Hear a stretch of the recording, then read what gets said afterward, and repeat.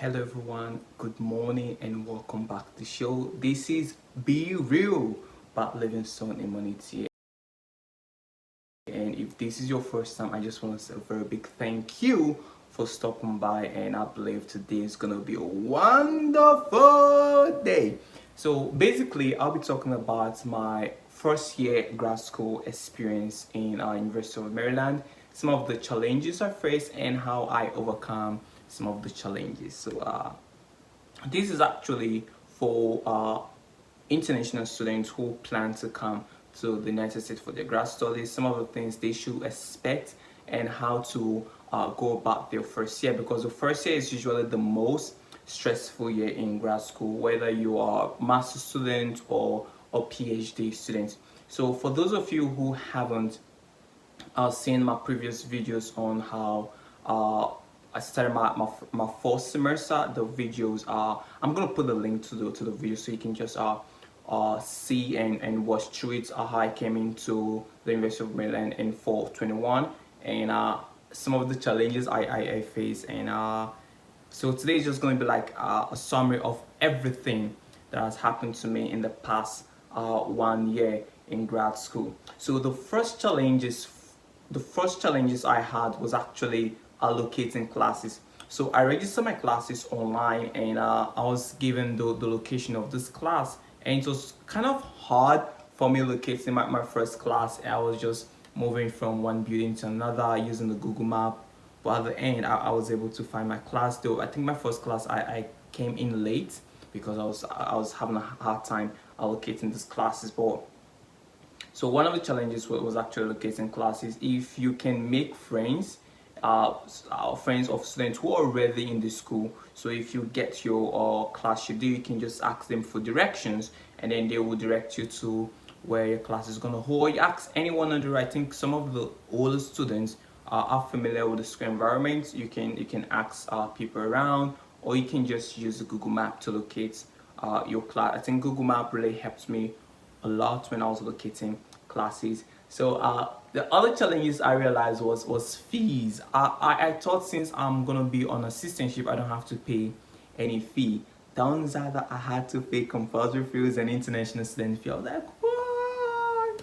And that was like every semester I had to pay like $1,000 for the compulsory fees, which is not covered by the assistantship. So I was really surprised when I got a bill, I think for first semester, that I was owing the school, and I was like, I can't be owing this school on my contract. I was told I wasn't supposed to pay tuition, and I realized that these are compulsory fees, and these are things you might not know until you come on campus. And this compulsory fees varies from school to school. My school, the compulsory fees and the international student fee are to about $1,000. I think other schools they pay 700. Some schools they pay 1,500. So it depends on the school. So take note, you're gonna pay the compulsory fee every semester. And the third challenge I had was making friends. So my first time on campus, in my class, 95% of the students in my class were all international students. Like this was our first time in the United States, and we were shy. Like I was shy, and I knew a couple of my classmates were also shy. So it was kind of difficult for two shy people to make friends. And I'm someone who I don't talk to people when I'm in class. I just want to listen to the professor. But I think making friends really helped me a lot. So I was able to make friends with some of the international students, and right now we're really good friends, like Benam and Zihan, Saeed, Assad. These are some of my friends, and these guys have grown to become like brothers and sisters to me. And the good thing about making friends with these people is that I realized at the end that we had something in common. Number one, we were all international students. Number two, we took the same class. And number three, some of the friends I had, we had the same advisor. So it was easy making friends with these people. And also in the lab I work, I try to make friends with some of my lab colleagues. So whenever I'm having issues with some of my projects or some of my classes, I had people to talk to, like a community to talk to. So I would say making friends and building community it's really important in grad school. Yeah, it's going to be your first time. Yes, you're going to be trying to follow up with classes and professors, but also create time to have friends, people of like minds, people who are in similar situations with you, taking same class with you, and then you'll be able to kind of build community and have people to talk to. So please, this is one mistake I made in grad school. Use the professor's office hour. Yes, I was discussing with a friend recently, and then he said there was this class he had in the previous semester. He said he was always at the professor's office in every office hour every week because he wanted to understand the concept of this course. He was new to the subject area, and then he wanted to understand it, so he was always visiting the professor at the office even after classes. So make use of the professors so my first year in grad school, I went to office just 2 times. Yeah, for fall and spring semester.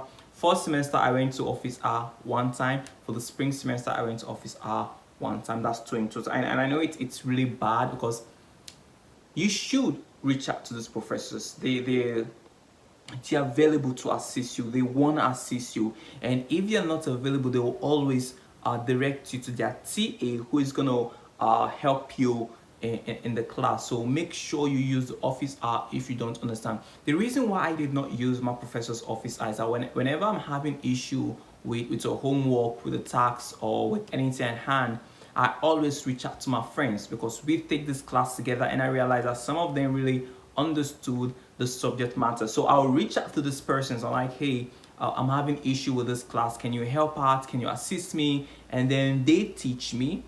They tell me what I need to know. They kind of break down the complex subject matter into simpler ways for me to understand. So I was able to understand my colleagues when they teach me. So I was like, oh, maybe there is no need for the professor's office hour. But you may not be in a situation where you have people in your class who really understood the subject matter. So you want to visit the professor and then talk to the professor. The professor is willing to listen to you and see how he or she can help you.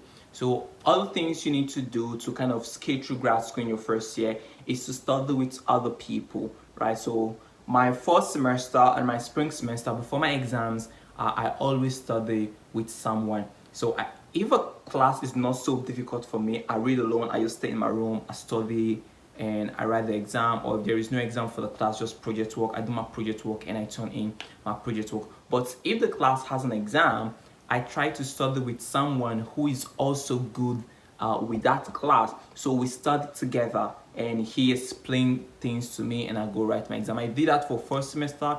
I did it for for the spring semester also. So I met this guy. He was really good with the class. So I discussed with him like, hey, I'm having the difficulty with this class. I want to study with you. A friend of mine came to me and she said, hey Livingstone, I'm having difficulty with this class. I want to study with you. I was like, yeah, that's cool. I also discussed this with someone, so we all can just study together. So I think 3 days before the exam, we're studying together. Like we read, we answered all the homeworks, we discussed all the topics in the course. So it's really helpful for me. And I went in, someone who had zero idea about the class. I went in, I wrote the exam, and I came out. So grade were pretty okay. So it was good. And most importantly, this is what most grad students don't do: create time for yourself. Okay, I know grad school is hard, adulthood is hard, but please create time for yourself, create time to rest, create time to exercise, create time to eat.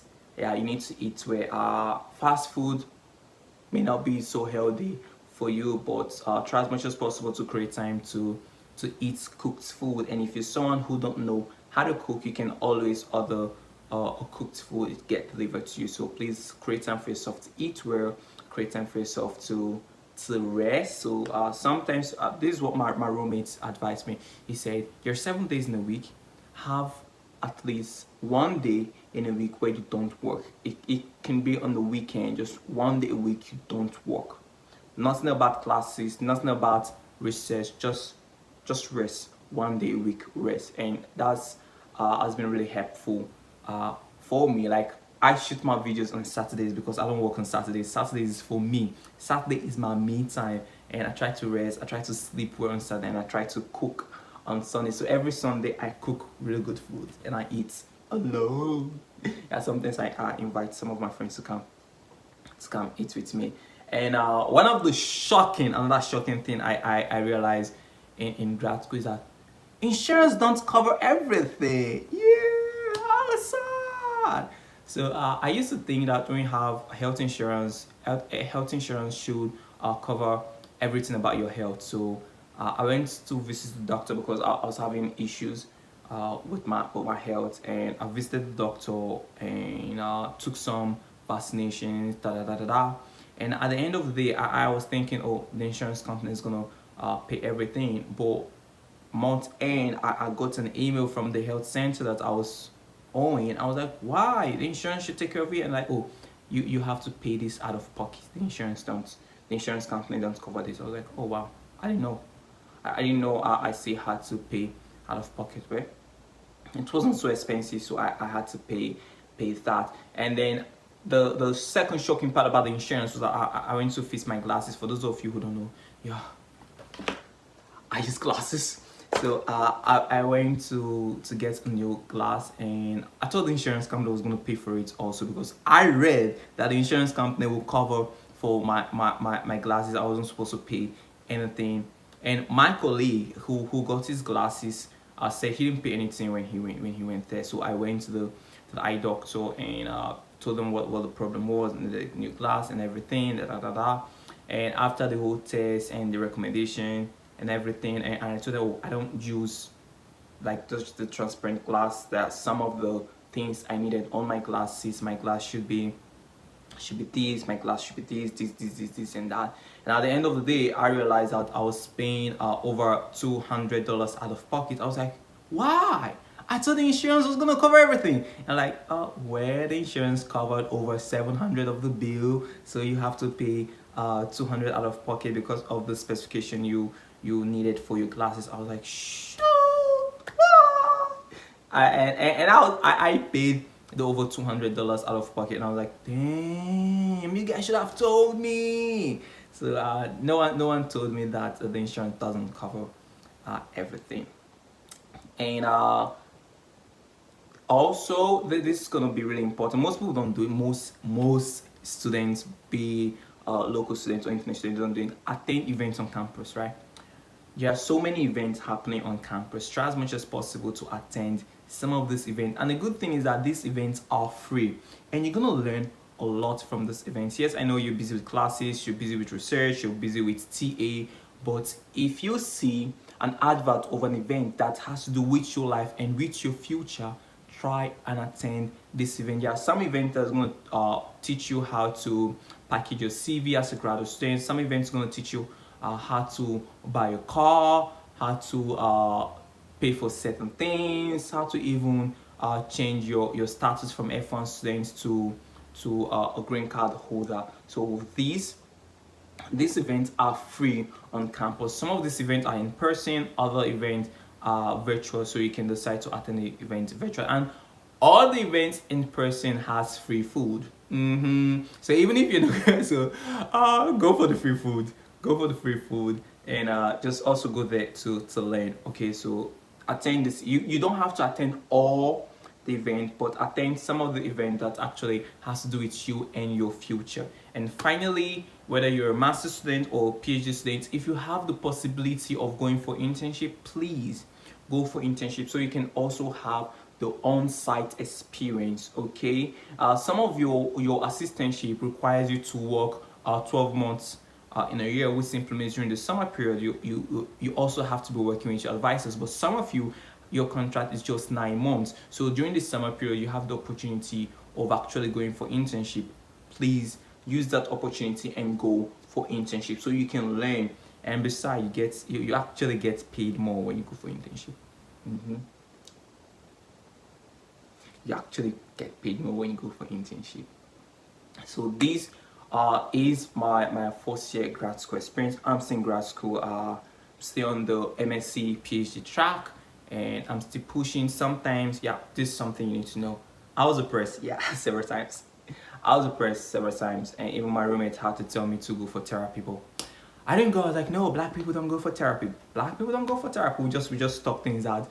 So I just spoke to a couple of my friends. I always call my mentor, Shegun, talking to him, and he was always advising me on things to do. And then sometimes I talk to my girlfriend, and she's helpful really. So talk to people. Grad school can be really really depressing. I was depressed, and most times actually wanted to give up. I'm like, this is too much. This is too much. Just stop. Just stop. But talk to people and get a community. Talk to people, and you realize that you're not the only one going through what you're going through. So I was discussing with one of my colleagues at work, and I was like, dude, grad school is hard. I don't know. I just want to give up, and it's so much. I don't know if I should continue this PhD or just do the MSc and walk away. And he was like, Livingston, you're not the only one going through this. I've had similar thoughts. It's really, really hard. The expectations from the professors, the classes, they feel it's just one class we are doing. They don't know that we have two other classes to do the semester. I was like, dude, yeah, you understand what I'm going through. And then I realized that all these times I've been complaining, I thought it was just me going through all of these. Then I realized that other graduate students are also going through sheets. Other graduate students are also going through hard time.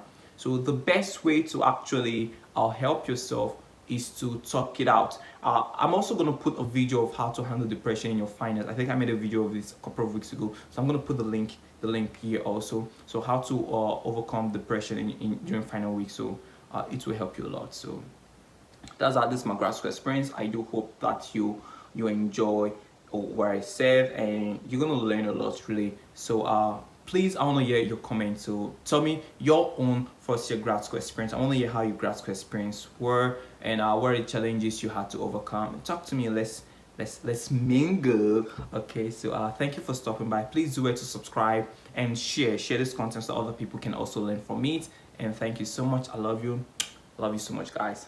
Bye.